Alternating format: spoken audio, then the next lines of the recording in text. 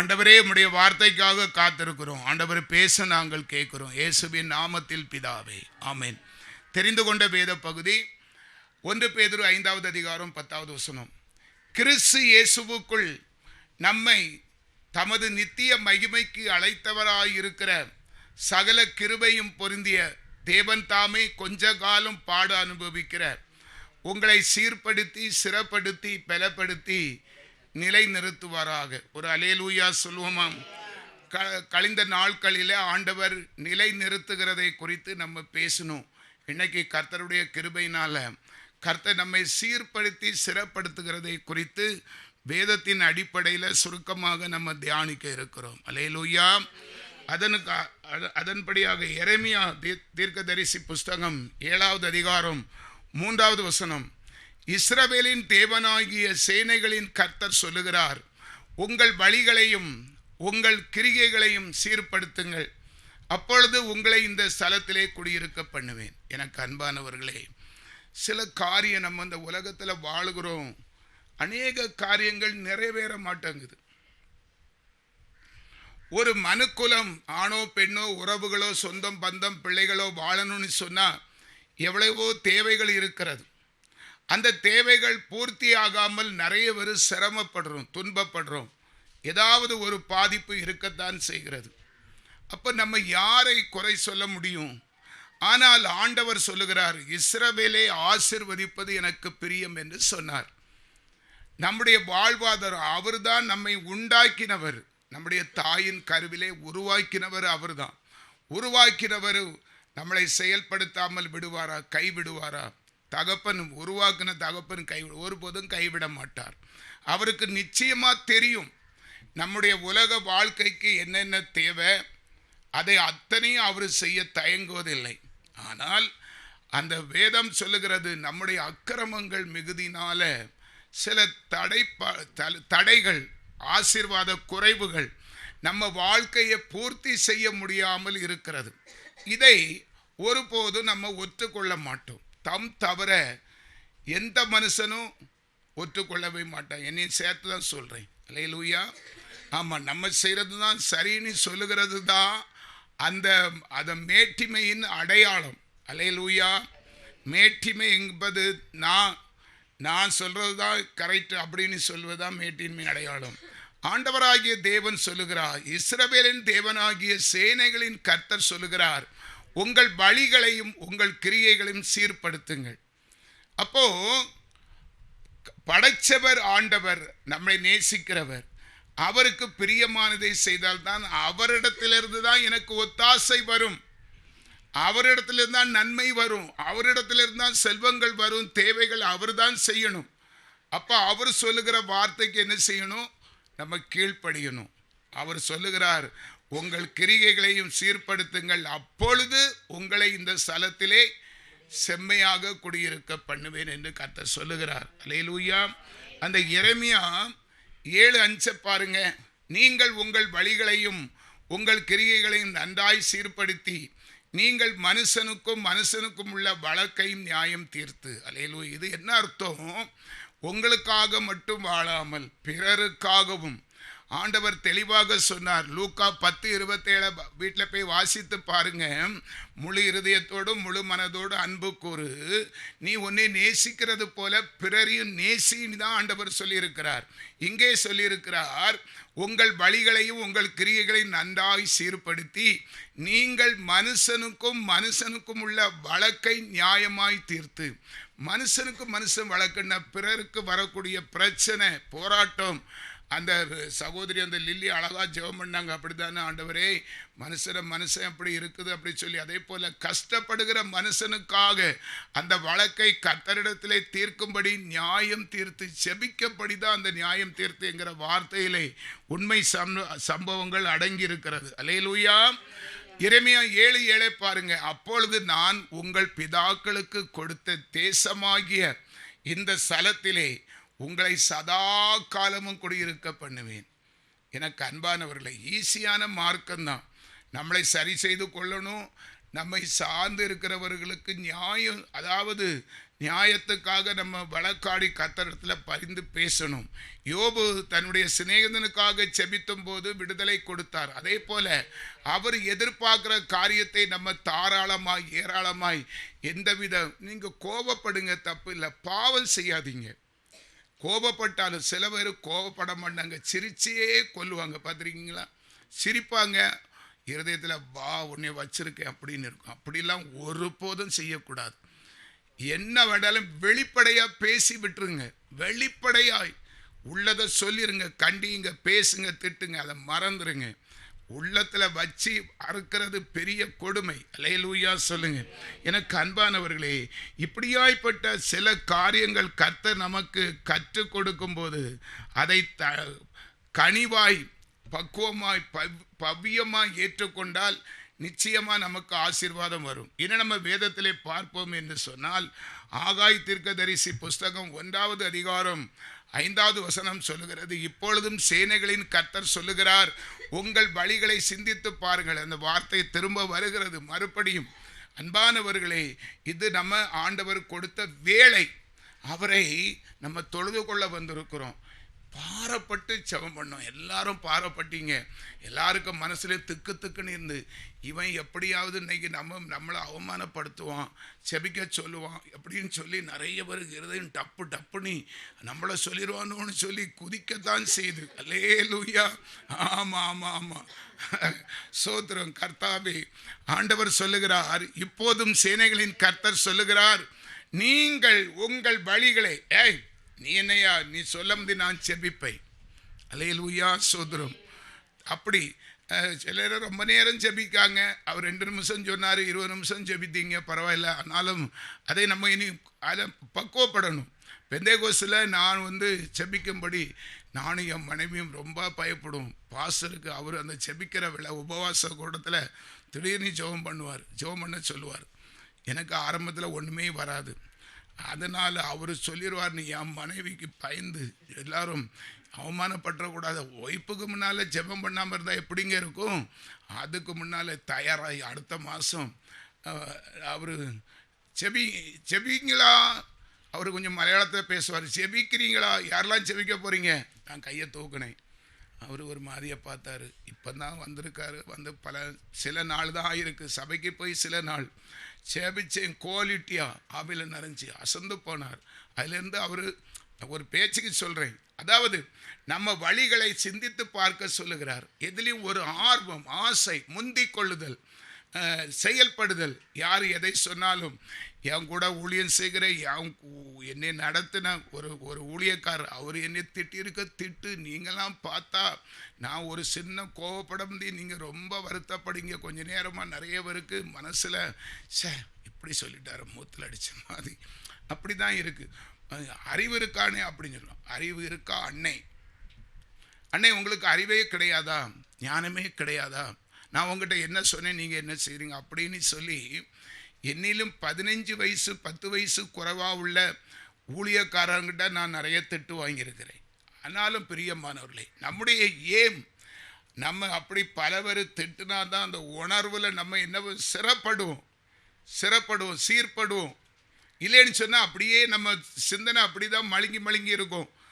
இப்படி இருந்தால் ஒரு உறப்பு வரும். அவன் அந்த ஆள் திட்டுறதை பார்த்து, சரிதானே, அவர் சொல்கிறதுல என்ன தப்பு இருக்குது, நம்ம அதை செய்திருந்தால் அவர் சொல்லியிருக்க மாட்டாரேன்னு சொல்லி அந்த வழிகளை நான் சிந்தித்து பார்த்து சீர்படுத்தினதுனால பிரியமானவர்களே, இன்னைக்கு உங்கள் முன்னால் ஒரு தேறுகிறவனாய் நிற்க முடியுது. அல்லேலூயா சொல்லுங்க, அல்லேலூயா.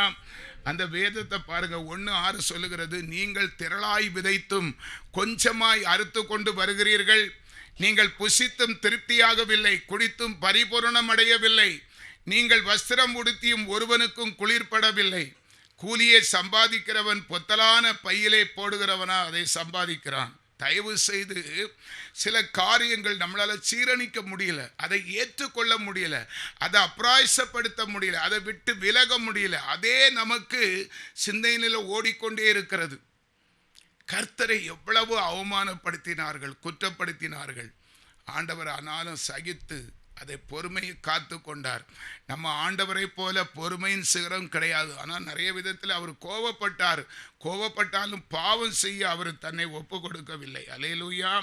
மறுபடியும் அந்த ஆகாய் 1:7 சொல்லுது, உங்கள் வழிகளை சிந்தித்து பாருங்கள் என்று சேனைகளின் கர்த்தர் சொல்லுகிறார். பிரியமானவர்களே, பிரசங்கி 7வது அதிகாரம் 3வது வசனம், நகைப்பை பார்க்கிலும் துக்கிப்பு நலம், முக துக்கத்தினாலே இருதயம் சீர்படும். இந்த வசனம் கொஞ்சம் டிஃபரெண்டாக இருக்குது பார்த்தீங்களா? முக துக்கத்தினாலே இருதயம் சீர்படுமா அப்படின்னா என்ன அர்த்தம்? நமக்கு வரக்கூடிய பிரச்சனை முகம், நம்ம சின்ன ஒரு கஷ்டம் கூட நம்மளால் தாங்க முடியாது, அப்படி தானே? அது ஆவிக்குரிய வளர்ச்சியை கொண்டு வரும்னு ஆண்டவர் சொல்கிறார். தயவு செய்து நம்ம கொஞ்சம் டிஃப்ரெண்டாக முக துக்கத்தினாலே நம்ம திடீர்னு வீட்டில் வீட்டு காரியம், நம்மளால் பிரச்சனை தாங்க முடியாத துக்கத்தினால நம்ம இருதயத்தை கரைப்படுத்துவாராம். கரைப்படுமா, அது சீர்படும்னு ஆண்டவர் சொல்லுகிறார். வசனம் ஆண்டவருடையதுங்க. நம்ம டிஃப்ரெண்டாக நினைக்கக்கூடாது. இவன் என்ன மாற்றி சொல்லான்னு இல்லை. துக்கம் நம்ம இருதயத்தை சரிப்படுத்தும். ஒரு ஆள் ஒரு சொல்லி உங்கள் இருதயத்தை உடைக்கத்தக்கதான துக்கம் வந்தாலும் நிச்சயமாக உங்கள் இருதயம் அதை சரிப்படுத்துறதுக்கு ஏதுவாக இருக்கும். நிச்சயமாக ஏதுவாக இருக்கும். பாருங்கள், பிரசங்கி 7:8 ஆண்டவர் சொல்லுகிறார், ஒரு காரியத்தின் துவக்கத்தை பார்க்கிலும் அதன் முடிவு நல்லது, பெருமை உள்ளவனை பார்க்கிலும் பொறுமை உள்ளவன் உத்தமன். அல்லேலூயா. ஒரு காரியத்தின் துவக்கத்தை பார்க்கிலும், எங்கள் வாழ்க்கையில் ஒரு கஷ்டமான துவக்கம். நாங்கள் இந்த இயேசுவை அறிவதற்கு முன்பாக ஒரு வேதனையான காரியத்தில் தான் இந்த இயேசுவை அறிந்து கொண்டோம்.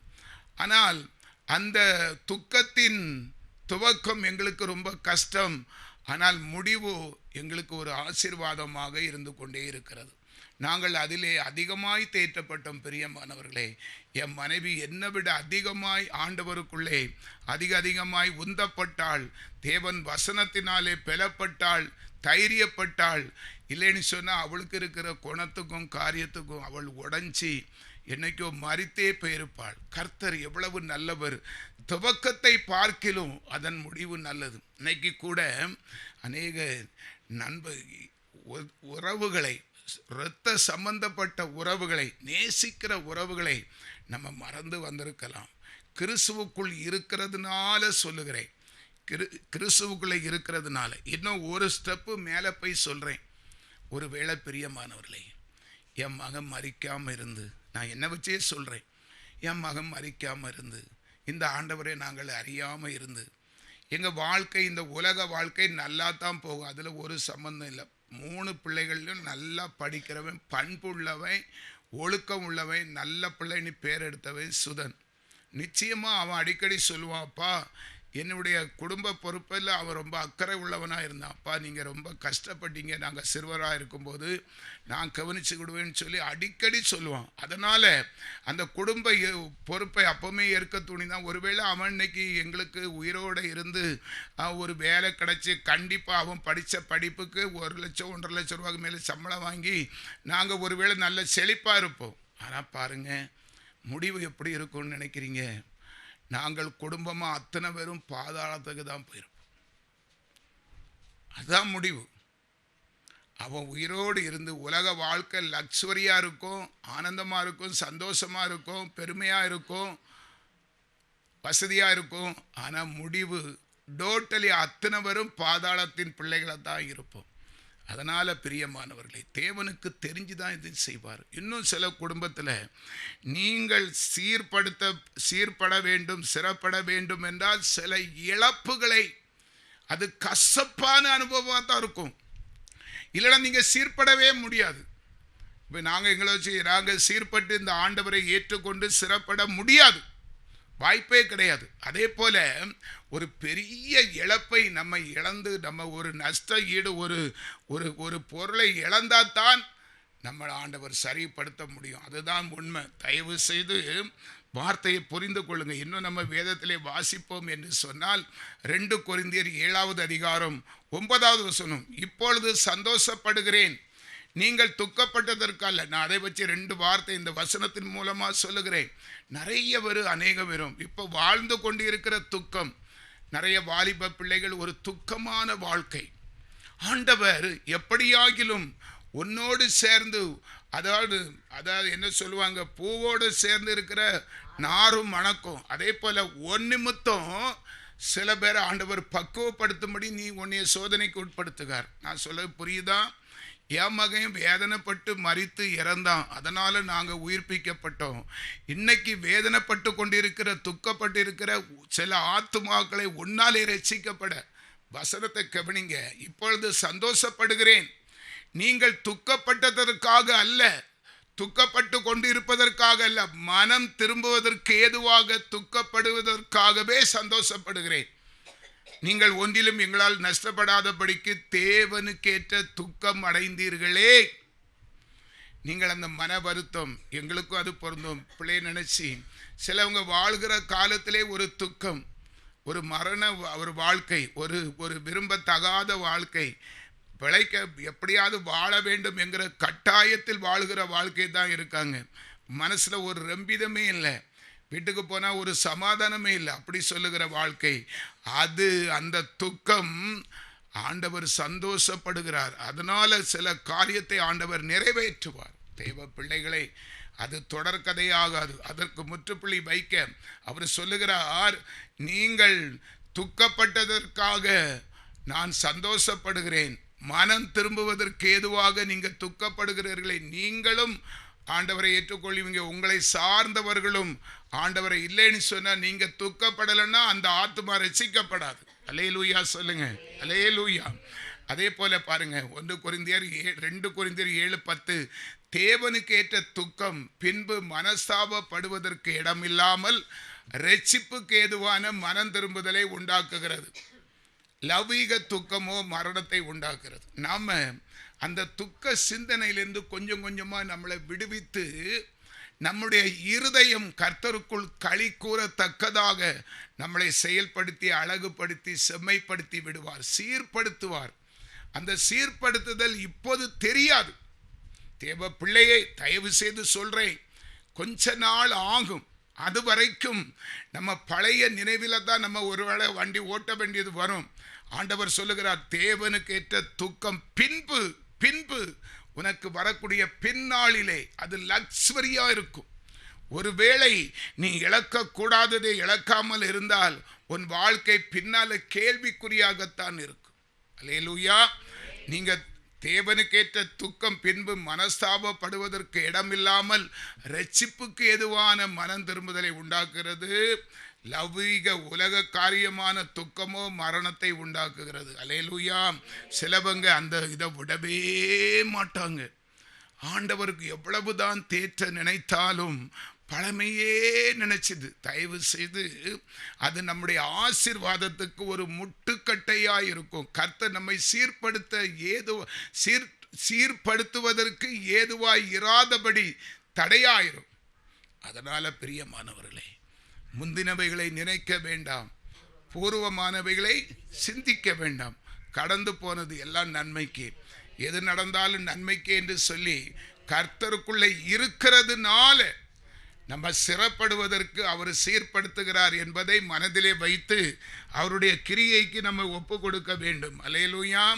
பாருங்க, இந்த ஒரு வசனமும் கூட 7:11, பாருங்கள், நீங்கள் தேவனுக்கேற்ற துக்கம் அடைந்தது உண்டே, அது உங்களிடத்தில் எவ்வளவு ஜாக்கிரதையையும் எவ்வளவு நியாயம் சொல்லுதலையும் எவ்வளவு வெறுப்பையும் எவ்வளவு பயத்தையும் எவ்வளவு ஆவலையும் எவ்வளவு பக்தி வைராக்கியத்தையும் எவ்வளவு கண்டிப்பையும் உண்டாக்கிற்று. இந்த காரியத்திலே நீங்கள் எல்லா விதத்திலும் உங்களை சுத்தவான்களாய்ந்து விளங்க பண்ணினீர்களே.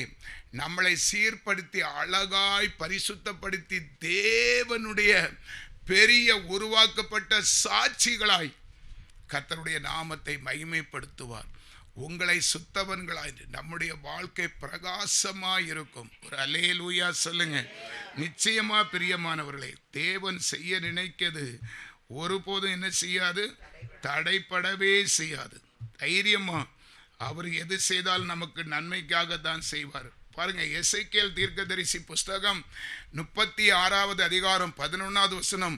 உங்கள் மேல் மனுஷரையும் மிருகஜீவன்களையும் பெருகி பலுகும்படி வர்த்திக்க பண்ணுவேன். பூர்வ நாட்களில் நீங்கள் இருந்த நிலையிலே நான் உங்களை ஸ்தாபித்து உங்கள் முந்தின சீரை பார்க்கிலும் உங்களுக்கு நற்சீர் உண்டாக செய்வேன். அதனால் நான் கர்த்தர் என்று அறிந்து கொள்வீர்கள். இந்த பிரச்சனையிலிருந்து என்னுடைய மனைவி ஒரு வார்த்தை சொன்னா, நான் பைபிளை திருப்பினங்க, கடுங்கோபத்தில் உன்னை அடித்தேன், இறங்கினேன், இனி அப்பா இறங்கிடுவார். உண்மையிலே எனக்கு அழவே முடியலங்க. அவள் சொல்கிறா, சுதனுடைய தொப்பியெல்லாம் எடுத்து வச்சு நான் பார்த்து அழுதுட்டு இருக்கும்போது ஒரு கரம் உடனே வந்து தலையில் இருக்குது. எனக்கு அங்கங்கே ஒரு பெரிய ஆண் ஒரு கரம் வந்து அமுக்கிற மாதிரி அமுக்குது, எனக்கு அழவே முடியல அப்படின்னு சொன்னான். தேற்றப்பட்டு விடுவோம். தயவு செய்து அதுக்கு நம்மை ஒப்பு கொடுக்கும்போது கர்த்தர் எப்போ என்ன செய்வார்? நான் உங்களை ஸ்தாபித்து உங்கள் முந்தின சிறை பார்க்கிலும், பாதிக்கப்பட்டவர்களுக்காக இந்த வார்த்தை வருகிறது, உங்களுக்காக நற்சீர் உண்டாக செய்வேன், அதனால் நான் கர்த்தர் என்று. இப்போ கஷ்டம்தான். அவர் நம்மை ஸ்தாபித்து அந்த முந்தின கடந்து வந்த முந்தின நம்ம ஆரம்ப சீரை பார்க்கிலும் அதை பின்னால் வரக்கூடிய நற்சீர் உண்டாக்க செய்வேன். அப்போது நம்முடைய ரெட்டிப்பான நம்முடைய மனம், இந்த உதாரணத்துக்கு நம்ம விண்ணிலாவை எல்லாரும் சொல்லலாம். ஒரு வாலிப வயதில் ஒரு கணவன் விட்டு ஓடினா எவ்வளவு பெரிய அவமானம், எவ்வளவு பெரிய உலக பிரகாரமான கவலை. அல்லேலூயா. அப்படி அந்த மகள் இன்னைக்கு தேற்றப்பட்டு எவ்வளவு முந்தின சீரை பார்க்கிலும், ஒருவேளை அந்த கணவர் கூடவே இருந்து அவர் இவ்வளவு திருப்தியாட்டி இவ்வளவு சமாதானமாக விண்ணிலா வாழ்க்கையில் இருந்திருக்க முடியாதுன்னு நான் நினைக்கிறேன். அல்லேலூயா சொல்லுங்க. எசேக்கியேல் பாருங்க 36:12 சொல்லுது, நான் உங்கள் மேல் என் ஜனமாகிய இஸ்ரவேல் மனுஷரை நடமாட பண்ணுவேன், அவர்கள் உன்னை கையாளுவார்கள், அவர்களுக்கு சுதந்திரமாய் இருப்பாய், நீ இனிமேல் அவர்களை சாக கொடுப்பதில்லைன்னா நஷ்டப்படுவதில்லை, இனி ஒரு துக்கம் உனக்கு வருவதில்லை. ஆண்டவர் உனக்கு ஒரு துக்கம் ஒருக்காதான், பெரிய துக்கமாக இருக்கும். அது கணவனால் வரும், மனைவியால் வரும், பிள்ளைகளால் வரும், உறவுகளால் வரும், பொருளால் வரும், சொத்துக்களால் வரும், நண்பர்களால் வரும். அன்பானவர்களை தயவு செய்து, ஆனால் இனிமேல் என்ன செய்ய மாட்டார் அவர்? அவர்களுக்கு சோதனை, இனி இனிமேல் அவர்களை சாக கொடுப்பதில்லை. அல்லேலூயா, அல்லேலூயா. என்ன பாருங்க, அந்த 13 கர்த்தராகி ஆண்டவர் சொல்லுகிறது என்னவென்றால், ஜனங்கள் உன்னை பார்த்து நீ மனுஷரை பட்சிக்கிற தேசம் என்றும் நீ உன் ஜனங்களை சாக கொடுக்கிற தேசம் என்றும் சொல்லுகிறபடினால, ஒருவேளை நம்ம நஷ்டப்பட்டு இருக்கும்போது என்னத்தை இந்த குடும்பத்துக்கு வந்துட்டு, ஒருவேளை நம்மளை குறித்தே சொல்லுவாங்க. புருஷன் இறந்து போனால் பொண்டாட்டியை சொல்லுவாங்க, தாய் இறந்து போனால் பிள்ளைய சொல்லுவாங்க, பிள்ளை இறந்து போனால் தாயை சொல்லுவாங்க, மாற்றி உலகம் சொல்லும். உலகம் அப்படி தான் சொல்லும். எங்களையும் சொன்னாங்க கொள்ளியத்தவன்னு சொல்லி. அல்லேலூயா. ஆனால் ஆண்டவர் சொல்லுகிறது, ஜனங்கள் உன்னை பார்த்து நீ மனுஷரை பட்சிக்கிறவன், உன் குடும்பத்தை நீ கொல்லுகிறவன். சிலவருங்க பழைய பழமொழி சொல்லுவாங்களே, என்ன அவளுக்கு இவளுக்கு பசியோ, எத்தனை வரை கொன்னுட்டா. ஒரு குடும்பத்தில் ஒரு கஷ்டம் வரும்போது அந்த குறிப்பிட்ட அந்த பிள்ளைய சொல்லுவாங்க, உனக்கு என்னம்மா இப்படி பாவத்திலே பிறந்துட்டா போலுக்கு, எல்லாத்தையும் சாகடிக்காமல் நீ போக மாட்டிய அப்படின்னு சொல்கிற அளவுக்கு குத்தலாக பேசுகிற ஜனங்கள். அதனால் ஆண்டவர் சொல்லுகிறார், ஜனங்கள் உன்னை பார்த்து நீ மனுஷரை பட்சிக்கிற தேசம் என்றும் உன் ஜனங்களை சாக கொடுக்கிற தேசம் என்றும் சொல்லுகிறபடினால கர்த்தர் அதற்கு பதில் உனக்கு செய்ய போகிறார். நீ இனிமேல் மனுஷரை பட்சிப்பதும் இல்லை, இனிமேல் உன் ஜனங்களை சாக கொடுப்பதும் இல்லை என்று கர்த்தராகி ஆண்டவர் சொல்லுகிறார். தயவு செய்து தொடர்ந்து அந்த துக்கம் நீடிக்காது. நான் நினைக்கிறேன், இந்த 11 நாள் உபவாச ஜெபம் நம்ம வாழ்க்கையில் அநேகவர் ஏதாவது ஒரு வழியில் துன்பப்படுறீங்க. ஏதாவது ஒரு வழியில் சாக கொடுக்கிறதுனால அல்ல, இருந்தும் கவலை, துக்கம், சரியான ஒரு லக்ஸரியான எதிர்பார்க்கிற வாழ்க்கை வாழாததுனால, அதில் ஒரு மனசில் திருப்தி இல்லாததுனால ஒரு துக்கம். நிச்சயமாய் கர்த்தர் இனி அல்லேலூயா அப்படியாய்ப்பட்ட துக்கத்தை நம்மிடத்திலிருந்து அகற்றும்படி தான் கர்த்தர் பேசிக்கொண்டு இருக்கிறார். நான் ஆவில உந்தப்படுகிறேன். சில காரியங்கள் புதுசாக செய்யணும்னு சொல்லதுனால நான் அப்படி முயற்சி பண்ணுறேன். அல்லேலூயா. ஏசாயா 65:19 பாருங்க. நான் எருசலேமின் மேல் களி கூர்ந்து என் ஜனத்தின் மேல் மகிழ்ச்சியாக இருப்பேன். அழுகையின் சத்தமும் கூக்குரலின் சத்தமும் அதில் இனி கேட்கப்படுவதில்லை. நம்ம இருதயம் அழுகிறது எத்தனை பேருக்குங்க தெரியும்? அமைதியாக இருந்து அழுது கொண்டு இருக்கிறோம். வெளியே சொன்னால் சிரிப்பாங்க, அப்படி இருக்கும். அப்படின்னு சொல்லி அந்த இருதய அழுகையின் சத்தத்தை ஆண்டவர் மாற்றப் போகிறார். இனி அந்த இருதயம் அது வேதனைப்படாது, துக்கப்படாது. திரும்ப திரும்ப சொல்றேன், வெற்றிங்கிறது அதுதான் வெற்றி. ஒரு மனுஷனுக்கோ மனுஷிக்கோ குடும்பத்தில் வெற்றி வரும்னு சொன்னா உள்ளம் அழாதபடி, உள்ளத்துக்குள்ள சத்தமும் வேதனையும் இராதபடி இருக்கதான் பரிபூரண விடுதலை. அதுக்கு நம்ம முழங்கால் யுத்தம், ஜெபம், பார ஜெபம், கவனம், அதை உறுதியா செய்து முடிக்கிறது. கொடுத்த அவர் ஒரு தாளந்து, இந்த 11 நாள் ஜெபமும் நமக்கு அவர் கொடுத்திருக்கிற தாளந்து, அந்த கொடுத்த தாளந்தை சரியாக பயன்படுத்தணும். வந்து நேரத்தை போக்கி அப்படி இல்லாதபடி. அல்லேலூயா சொல்லுங்க, அல்லேலூயா. பாருங்க, எரேமியா தீர்க்கதரிசி புஸ்தகம் 26வது அதிகாரம் 13வது வசனம். இப்பொழுது நீங்கள் உங்கள் வழிகளையும் உங்கள் கிரியைகளையும் சீர்படுத்தி உங்கள் தேவனாகிய கர்த்தருடைய சத்தத்தை கேளுங்கள். அப்பொழுது கர்த்தர் உங்களுக்கு விரோதமாய் சொன்ன தீங்குக்கு மனஸ்தாபப்படுவார். தயவு செய்து இன்னைக்கு ஒரு தீர்மானம் எடுத்துட்டு போங்க. எப்படி உங்கள் தேவனாகிய கர்த்தருடைய சத்தத்தை கேட்டோம், இனி நாம் பழைய மனுஷி இல்லை, எல்லாத்தையும் நீங்கள் மாற்றிடணும். இந்த 7 நாளைக்குள்ள வந்துட்டு போய் சும்மா பிரயோஜனம் இல்லை. 7 நாள் மட்டும் வந்துட்டு போனதுனால முழு ஆசீர்வாதம் வராது. அதனுடைய காரியங்கள் நமக்கு இருக்கணும். என்ன செய்யணும்? நம்முடைய கிரிகள், நம்முடைய குணங்களை சரிப்படுத்தி உங்கள் தேவனாகிய கர்த்தருடைய சத்தத்தை கேட்டு இனி இப்படி தான் வாழணும், இனி இப்படி தான் செபிக்கணும், இனி இப்படி தான் இருக்கணும், இப்படி தான் கட்டுப்பாட்டோடு இருக்கணும். நம்முடைய பழைய அந்த சாடமாடையான ஜெபம், அறையும் குறையுமான ஜெபத்தை தூர போட்டு திருப்தியான ஜெபம், ஆண்டவர் கேட்கத்தக்கதாக, தேவநாம மகிமை தக்கதாக நம்ம செபிக்கணும் என்கிற ஒரு தீர்மானம் எடுத்தால் கர்த்தர் நமக்கு விரோதமாய் செய்ய நினைத்த தீங்குக்கு கண்டிப்பாக அவர் என்ன செய்வார்? மனஸ்தாபப்படுவார். செய்ய இருக்கிறதை செய்யாமல் தடுப்பார், ஆசீர்வதிப்பார். எரேமியா 15:19 இதன் நிமித்தம் நீ திரும்பினால் நான் உன்னை திரும்ப சீர்படுத்துவேன், என் முகத்துக்கு முன்பாக நிலைத்திருப்பாய். அல்லேலூயா சொல்லுங்க. அவர் மறுபடியும் சொல்றார், நாளைக்கு திரும்பிடுவேன் ஆண்டவரே. திரும்பினா நம்முடைய திருப்பம் திரும்பி அந்த பழைய லெவலுக்கு திரும்பக்கூடாது. பழசுல இருந்து புதுசுக்கு திரும்பினா நாய் தன் கக்கினதை திரும்ப சாப்பிட்றது போல ஆயிடக்கூடாது. பழைய குருடி கதவை திறனி திரும்பினா அது குவாலிட்டியான பொன்னிலும் சரியான பொன்னாங்க. முன்னேற்றம், திரும்பி பார்க்காத திரும்புதல், பின்னிட்டு பார்க்காத திரும்புதல், வலதுபுறம் இடதுபுறம் பார்க்காத சாயாத திரும்புதல். அதுதான் ஆண்டவர் சொல்லுகிறார், நீ இதன் நிமித்தம் திரும்பினால் நான் உன்னை திரும்ப சீர்படுத்துவேன், என் முகத்துக்கு முன்பாக நிலைத்தும் இருப்பாய். ஒரு மனுஷன் குணம் மாறிட்டான்னா பழைய சிறுசிக்கு அவன் நுழையக்கூடாதுங்க.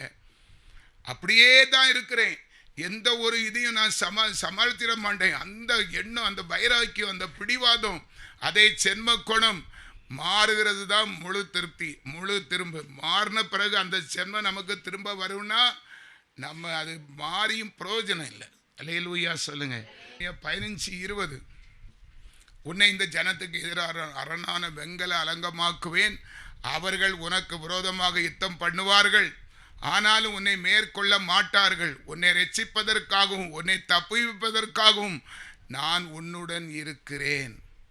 அன்பானவர்களே, நம்ம சாதாரணமானவர்கள் அல்ல. இந்த சின்ன ஒரு 11 நாள் பிரயாசம் சதா காலமும் தேவன் நம்மளோடு இருக்க போறார். நம்மளை அப்படியே உறுதியாக கிறிஸ்துவுக்குள் நாட்டப்பட்ட தூண், அது ஒருபோதும் அசையாது. கிறிஸ்துவாகிய கண்மலைக்குள் கட்டப்பட்டு இருக்கிற வீடு எப்படி அசையாமல் இருக்கிறதோ, அந்த கிறிஸ்து என்கிற அஸ்திபாரத்துக்குள் நாட்டப்பட்டு இருக்கிற தூணாய் இருக்கிற நாம் எப்படி இருப்போம்? அரணான வெங்கல அலங்கமாக்குவார். வெங்கல அலங்கம். அவர்கள் உனக்கு எத்தனை பேர் விரோதமாக யுத்தம் பண்ணினாலும் அவர்கள் மண்டே தான் உடைய போகுது. அல்லேலூயா. நம்ம பரியாச பண்ணுகிறவர்கள் வெட்கப்பட்டு போகும்படி கர்த்தர் செய்வார். கடைசியாக ஆண்டவர் சொல்லுகிறது 2 கொரிந்தியர் 13:11, கடைசியாக சகோதரரே, சந்தோஷமாயிருங்கள், நற்சீர் பொருந்துங்கள், ஆறுதல் அடையுங்கள், ஏக சிந்தையாயிருங்கள், சமாதானமாயிருங்கள். அப்பொழுது அன்புக்கும் சமாதானத்துக்கும் காரணராகிய தேவன் உங்களோடு இருப்பார். அல்லேலூயா. அப்பா, எங்களை சீர்படுத்தி சிறப்படுத்தி நிலைநிறுத்தி பலப்படுத்துவேன் என்று வாக்களித்த தெய்வமே, ஆண்டவரே, அருமையான இந்த 4வது நாள் ஆண்டவரே, இந்த காலை வேளை செபத்துக்காக உம்முடைய பிள்ளைகளாகிய நாங்கள் ஒரு மனதோடு அப்பா அநேக காரியங்களை வசனத்தின் மூலமாக ஆண்டவரே எங்கள் துக்கத்தின் நாட்களை முடிக்கத்தக்கதாக ஆண்டவரே முந்தின சீரை பார்க்கிலும் பிந்தின சீர் நற்சீர் பொருந்தியதாக ஆண்டவரே நிச்சயமாக நாங்கள் உறுதி செய்து விட்டோம். ஆண்டவர் எங்களுக்கு முன்குறிக்கப்பட்டு இந்த 11 நாள் உபவாச நாளை வெற்றியின் நாளாக ஆண்டவரே எங்கள் சுகவாழ்வு துளிர்விடத்தக்கதாக நானும் எங்கள் பிள்ளைகளும் குடும்பமாக கர்த்தருக்குள் வேர்வூன்றி அடியிலே வேர்பற்றி நுனிலே துளிர்விட்டு பூத்து காய்த்து கனி கொடுக்கிற சந்ததிகளாய் உருவாகும்படி ஆண்டவரே உம்முடைய அன்பு எங்களை ஏவி நெருக்கி ஏவுகிறதப்பா. சில காரியங்கள் ஆண்டவரே நாங்கள் உந்தப்பட்டோம், உறுதியாக்கப்பட்டோம். இனி நாங்கள் செபிக்கிறவர்களாய், சாதிக்கிறவர்களாய், திறப்பிலே நிற்கிறவர்களாய், பிறருக்காக பிரயாசப்படுகிறவர்களாய், தேசத்துக்காக ஆண்டவரே கண்ணீரோடு கரைந்து செபித்து ஜெயம் எடுக்கிறவர்களாய் ஆண்டவரே நீர் எங்களை உருவாக்க போறீங்கப்பா. உமக்கு நன்றி நன்றி. ஆண்டவர் செய்ய போற வெற்றியை தடுக்க ஒருவராலும் கூடாது என்பதை ஆண்டவரை நாங்கள் உறுதியான உள்ளத்தோடு தீர்மானம் எடுத்து விட்டோம். நாங்கள் ஆண்டவரை இழந்து போன நன்மைகளை திரும்ப பெற்றுக்கொள்ள போகிறோம். ஆண்டவரே எங்கள் துக்கங்கள் சந்தோஷமாக மாற போகிறது. எதையெல்லாம் குறித்து பயத்தோடு அச்சத்தோடு நடுக்கத்தோடு வேதனையோடு துன்பத்தோடு எப்படி ஆகுமோ என்று கலங்கி போயிருக்கிற எங்கள் கலக்கங்களை, கண்ணீர்களை, வேதனையை ஆண்டவர் மாற்றி கொண்டு இருக்கிறீர். முழுமையாக மாற்றப் போகிறீரப்பா. இப்போதே ஆண்டவரே அந்த வெற்றியின் அடையாளங்களுக்காக இப்போதே நாங்கள் முழு இருதயத்தோடு முழு மனதோடு என் தேவாதி தேவன் ராஜாதி ராஜாவுக்கு ஆண்டவரே நன்றி சொல்லி நாங்கள் துதிக்கிறோம். எல்லாரும் துதிங்க. ஆண்டவர் கிருபை செய்ய போகிறார். அதை சுதந்தரிக்க போகிறோம், சொந்தமாக்க போகிறோம். தடைகள் விலகிட்டு சாத்தானுடைய கிரியைகள் அழிக்கப்பட்டு போகிறது. எரிகோ அசைகிறது, எரிகோ அசைகிறது. நம்மை தடை செய்து ஆண்டவரை கிட்டி சேரக்கூடாதபடி நம்ம குடும்பத்து பிள்ளைகள் மூலமாக, குடும்ப தலைவர்கள் மூலமாக, நேசிக்கிற கணவர் துரோகம் செய்கிறவர்கள் மூலமாக ஆண்டவரை நம்ம தோல்வியுற்று இனி அவ்வளவுதான் வாழ்க்கையை கேள்விக்குறி என்று பயந்து கொண்டிருந்த பயத்தை, துக்கத்தை, வேதனை, கண்ணீரை சந்தோஷமாக மாற்றின தேவனுக்கு அல்லேலூயா, அல்லேலூயா, அல்லேலூயா. நன்றி பலிகளை சொல்லுங்க. நன்றி சொல்லி இருதயத்திலே களி கூறுங்க. தகப்பனே, இவ்வளவு சீக்கிரமாய் ஆண்டவர் எங்கள் ஜெபத்தை அங்கீகரித்ததற்காக சோத்திரம். இந்த 4வது நாளிலே நாங்கள் நன்றாக புரிந்து கொள்ளுகிற நல்ல திராணியை, திடத்தை, நம்பிக்கையை, உறுதியை, விசுவாசத்தை என் ஆண்டவர் எங்கள் இருதயத்திலே ஸ்தாபித்து விட்டீரப்பா. மீதி இருக்கிற 7 நாட்களும் ஆண்டவரை ஒன்றன் பின் ஒன்றாக ஜெயம் எடுத்து நாங்கள் ஜெயம் எடுத்து இயேசு கிறிஸ்துவின் அப்பாவுடைய நாமத்தினாலே ஆண்டவரே இந்த தேசத்தை கலக்கிறவர்களாய், ஆண்டவருக்கு சொந்த ஜனமாய், ராஜரீக ஆசாரிய கூட்டமாய், ஆண்டவருக்கு சாட்சி உடையவர்களாய் நாங்கள் வாழ்ந்து எங்களை காண்கிறவர்கள் ஆண்டவரை காணத்தக்கதான பிரதிபலிப்பை எங்களுக்கு கொடுத்து எங்களை கனப்படுத்தி ஆசீர்வதித்த தேவனுக்கு துதி கன மகிமை செலுத்துகிறோம். உம்முடைய நாமம் மட்டும் மகிமைப்படட்டும். உம்முடைய கரத்திலே தந்து விட்டோம், தாழ்த்துகிறோம். துதி கன மகிமையெல்லாம் உமக்கே செலுத்துகிறோம். தொடர்ந்து 7 நாட்களிலும் எங்களை பலப்படுத்தி, திடப்படுத்தி, சீர்படுத்தி, ஆசீர்வதித்து நாமத்தை மகிமைப்படுத்தும்படியாய் வேண்டுகிறோம். இயேசு கிறிஸ்துவின் ஈடு இணையற்ற இன்ப நாமத்தில் தாழ்மையின் ஜெபம் கேளும் ஜீவன் உள்ள நல்ல பிதாவே.